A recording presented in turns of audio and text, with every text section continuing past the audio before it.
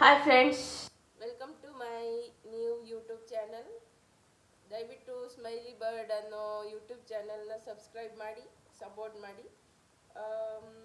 ಇದು ನನ್ನ ಹೆಸರು ದೀಪಿಕಾ ಅಂತ. ಇದು ನನ್ನ ಫಸ್ಟ್ ಹೊಸ ಯೂಟ್ಯೂಬ್ ಚಾನಲ್ ಓಪನ್ ಮಾಡಿದ್ದೀನಿ. ಇದು ನಂದು ಫಸ್ಟ್ ಯೂಟ್ಯೂಬ್ ವ್ಲಾಗ್ ಮಾಡ್ತಾ ಇದ್ದೀನಿ. ಈ ವ್ಲಾಗ್ ಏನಪ್ಪ ಅಂದರೆ, ನಮ್ಮ ಆಂಟಿ ಒಬ್ಬರು ಜರ್ಮನಿ ಹೋಗ್ತಾ ಇದ್ದಾರೆ. ಸೊ ನಾವು ಅವ್ರನ್ನ ಕಳಿಸ್ಕೊಡೋದಕ್ಕೆ ಬೆಂಗಳೂರಿಗೆ ಹೋಗ್ತಾ ಇದ್ದೀನಿ. ನಾ ಇರೋದು ತುಮಕೂರಲ್ಲಿ. ಈಗ ನಾವು ಒಬ್ಬಳೇ ಹೋಗ್ತಾ ಇರೋದ್ರಿಂದ ಬಸ್ ಕ್ಯಾಚ್ ಮಾಡಬೇಕು. ಈಗ ಬೆಂಗಳೂರಿಗೆ ಟ್ರಾವೆಲ್ ಮಾಡಬೇಕು.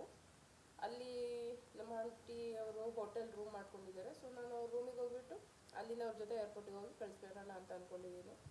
ಈಗ ಬಸ್ ಕ್ಯಾಚ್ ಮಾಡಬೇಕು. ಯಾಕಂದರೆ ಇಲ್ಲಿ ನೋಡಿ, ನನ್ನ ಮಗ ಇದ್ದಾನೆ. ಸೊ ಅವನನ್ನು ಕರ್ಕೊಂಡು ರಾತ್ರಿ ಎಲ್ಲ ಬೆಳಗ್ಗೆ 3:30 ಫ್ಲೈಟ್ ಇರೋದ್ರಿಂದ ಇವನು ಕರ್ಕೊಂಡು ನಿದ್ರೆ ಎಲ್ಲ ಹಿಂಸೆ ಆಗುತ್ತೆ ಅಂತ ಒಬ್ಬಳೇ ಹೋಗ್ತಾ ಇದ್ದೀನಿ.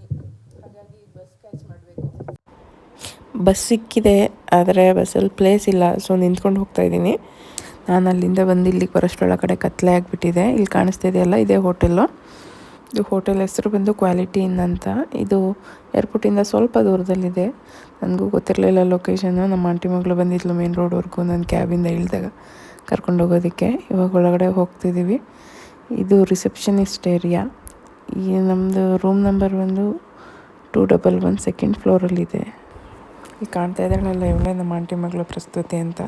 7th ಸ್ಟ್ಯಾಂಡರ್ಡ್ ಓದ್ತಾ ಇದ್ದಾಳೆ. ಈಗ ರೂಮ್ ಬಂತು, ಇದೇ ಅವ್ರದ್ದು ರೂಮ್ 211. ಏರ್ಪೋರ್ಟ್ ಹತ್ತಿರ ಇರೋದ್ರಿಂದ ಸ್ವಲ್ಪ ಕಾಸ್ಟ್ಲಿನೇ ಇದೆ. ಚಿಕ್ಕದಾಗೆ ಅಂದರೆ ಚೆನ್ನಾಗೇ ಇದೆ, ಆದರೆ ಸ್ವಲ್ಪ ಕಾಸ್ಟ್ಲಿ ಆಯಿತು ಅಂತ ಅನ್ನಿಸ್ತು ಈ ರೂಮ್ಗೆ.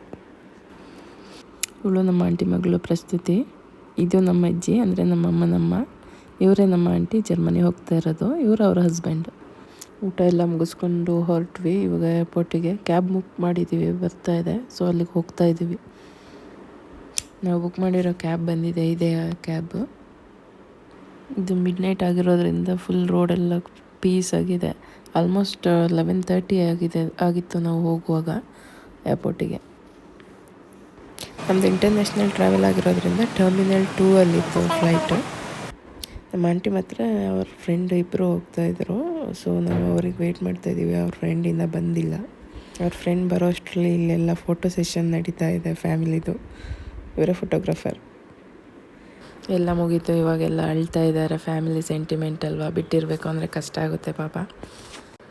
ಈಗ ಚೆಕ್ಕಿನ್ ಆಗೋಕ್ಕೆ ಹೋಗ್ತಾ ಇದ್ದೀವಿ. ಅಲ್ಲಿ ಚೆಕ್ಕಿನ್ ಒಳಗಡೆ ನಮ್ಮನ್ನ ಬಿಡಲ್ಲ. ಸೊ ನಾವು ಅಲ್ಲಿವರೆಗೂ ಡ್ರಾಪ್ ಮಾಡೋದಕ್ಕೆ ಹೋಗ್ತಾ ಇದ್ದೀವಿ ಅಷ್ಟೇ. ಅವ್ರು ಚೆಕ್ಕಿನ್ ಮಾಡಿಸ್ಕೊಳ್ತಾ ಇದ್ದಾರೆ ಪಾಪ. ಬೇಜಾರಲ್ಲೇ ಹೋದರು. ಅಂದರೆ ಅವ್ರು ವರ್ಕ್ ಪರ್ಮಿಟ್ ವೀಸಲ್ಲಿ ಹೋಗ್ತಾ ಇರೋದ್ರಿಂದ 1 year ಅಗ್ರಿಮೆಂಟ್ ಇರುತ್ತೆ, ವಾಪಸ್ ಬರೋ ಹಂಗಿರಲ್ಲ ಮಧ್ಯದಲ್ಲಿ.